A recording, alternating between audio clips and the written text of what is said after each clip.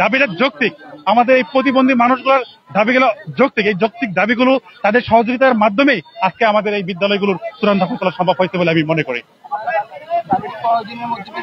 এবং উনি বললো যত দ্রুত সম্ভব আমরা বলো যে একটা তালিকা দিতে, আমাদের বিদ্যালয়গুলো যে প্রতিষ্ঠানগুলো ভালো চলে সেগুলোর তালিকা আমরা মন্ত্রণালয়ে প্রেরণ করবো। এই তালিকার ভিত্তিতেই উনি যত দ্রুত সম্ভব স্বীকৃতি এবং এমপিও কাজ শুরু করবেন। আমার খুব ভালো লাগছে, আসলে এই পিছিয়ে পড়া মানুষগুলির মুখে হাসি ফোটাতে পারছি, এটা সত্যি অসম্ভব দারুণ একটা ব্যাপার। ভালো লাগছে সবাই, এবং আপনারা যে সহযোগিতা করেছেন আমাদের এই নিউজগুলো আপনারা সারা বাংলাদেশে এবং প্রশাসনের কাছে এবং উপদেষ্টা মহোদয়ের কাছে যেভাবে প্রেরণ করেছেন, আপনাদের এই গণমাধ্যম কর্মী ভাইদের আমি প্রাণ ঢালা ধন্যবাদ এবং অভিনন্দন জানাচ্ছি। আমি ইলিয়াস রাজ, সভাপতি, বাংলাদেশ প্রতিবন্ধী বিদ্যালয় সমন্বয় পরিষদ কেন্দ্রীয় কমিটি। জি জি জি, সারা বাংলাদেশ থেকে এখানে প্রায় 5,000 শিক্ষক কর্মচারী পর্যায়ক্রমে আসছে এখানে। ধন্যবাদ ভাইয়া, অসংখ্য ধন্যবাদ। দর্শক শুনছিলেন, এখানে বাংলাদেশের সারা দেশে প্রতিষ্ঠিত প্রতিবন্ধী বিদ্যালয় সমূহের শিক্ষক কর্মচারীগণের যে অবস্থান কর্মসূচি, সেই অবস্থান কর্মসূচিতে কিন্তু এখানে তারা তাদের প্রতিষ্ঠানের এমপিওর দাবিতে এখানে অবস্থান করছে। আপনারা এখানে এক আপুকে দেখতে পাচ্ছি, আপু একটু কথা বলতে চাই।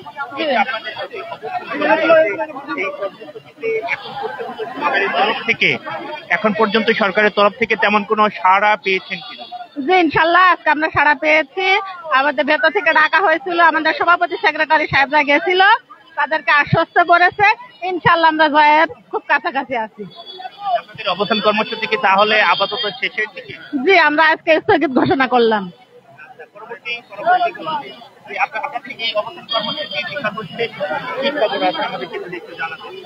ধন্যবাদ ভাই।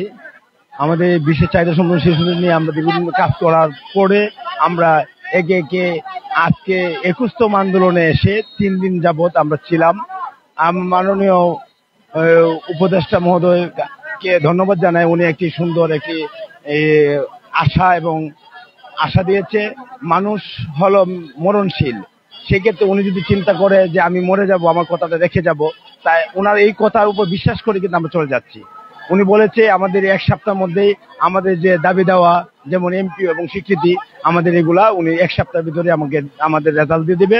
সেই আশা এবং প্রত্যাশা ব্যক্ত করে আমরা শিক্ষক, জাতি গড়ার কারিগর, সেই ক্ষেত্রে আমরা আমাদের অবস্থান থেকে আমরা আজকে আমাদের এই বাংলাদেশ প্রতিবন্ধী সমন্বয় পরিষদের যে সম্মানিত সভাপতি ইলিয়াস রাজ, উনি ঘোষণা দিয়েছেন যে আপনারা চলে যান, আর কত এই রুদ্রে পড়বেন, আপনারা বাসায় গিয়ে আপনারা ওনার কথাটা দেখেন উনি কথা রাখে কিনা। উনি একবার, আপনারা কতদিন এখানে অবস্থান করছেন? আমরা 3 দিন যাবত এখন আছি, আজকে 3 দিন, কিন্তু আমরা বিগত 20টি আন্দোলন পেরিয়ে আমরা 21টি আন্দোলন এখন চলমান।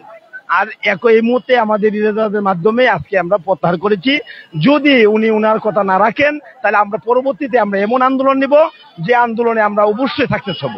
তো আমরা চাই না পরবর্তী আর আন্দোলন, আমরা চাই আমরা শিক্ষা আমাদের বিদ্যালয়ে থাকবো, আমাদের বাচ্চাদেরকে পড়াবো, সেই প্রত্যাশা।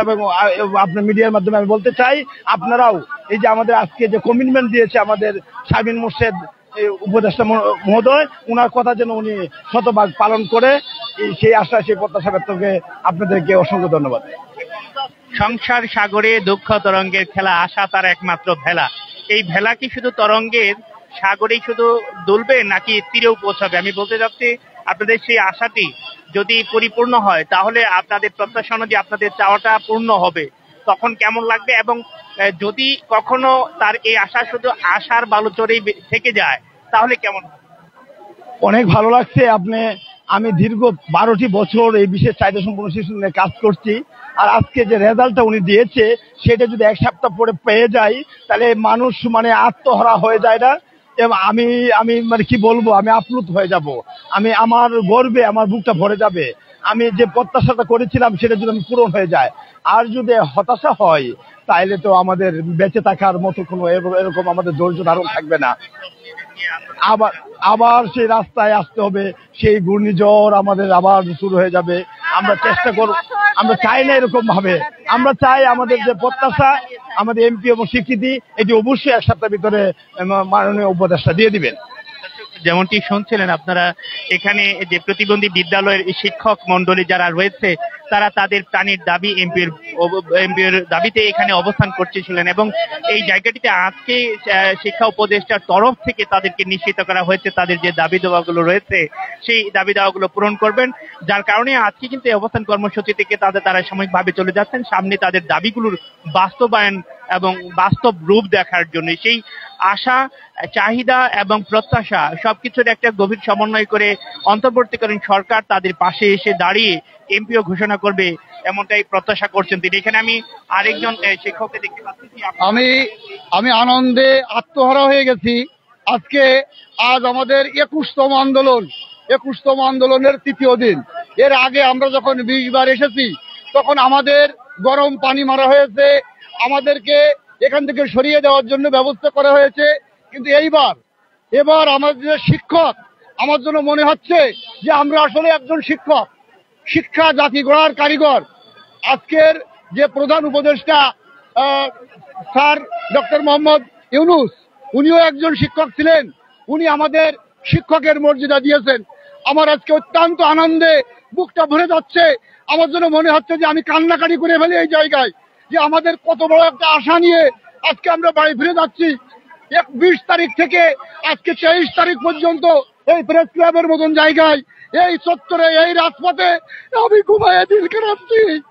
এই জায়গায় হাজার হাজার শিক্ষক আমার সাথে, একথা আমি বলতে পারতেছি না। আর আমার এত কষ্ট হচ্ছে আজকে, আমি 3 রাত ঘুমাইনি, এরপরেও আমি এই মাঠে পড়ে রয়েছি শুধুমাত্র একটা আশার আলো দেখবার জন্য। সেই আশার বাণী আজকে আমাদের প্রধান উপদেষ্টা মহোদয় আমাদেরকে দিয়ে দিয়েছেন। উনি আমাদের বলে দিয়েছেন আপনারা ঘরে ফিরে যান, আমি 15 দিনের মধ্যে আপনাদের স্কুলগুলো দিয়ে দেওয়ার চেষ্টা করব। আমি নিখিল চক্রবর্তী, আমি যশোর জেলা প্রতিবন্ধী বিদ্যালয় সমন্বয় পরিষদের অর্থ সম্পাদক। আমার স্কুল মনিরামপুর অটিস্টিক প্রতিবন্ধী বিদ্যালয়, আমি ওই স্কুলের প্রধান শিক্ষক। আমি 15 বছর ধরে আমার ব্যক্তিগত টাকা স্কুলের পিছনে খরচ করে যাচ্ছি, প্রতিবন্ধী বাচ্চাদের পাঠদান করাচ্ছি। আমাদের আর পিছিয়ে যাওয়ার কোনো সুযোগ নাই। মানবতার পুরুষ যার জন্ম না হলে বাংলাদেশ অনেক পিছিয়ে থাকতো, বাংলাদেশ হয়তো নোবেল পেত আরো 100 বছর পর।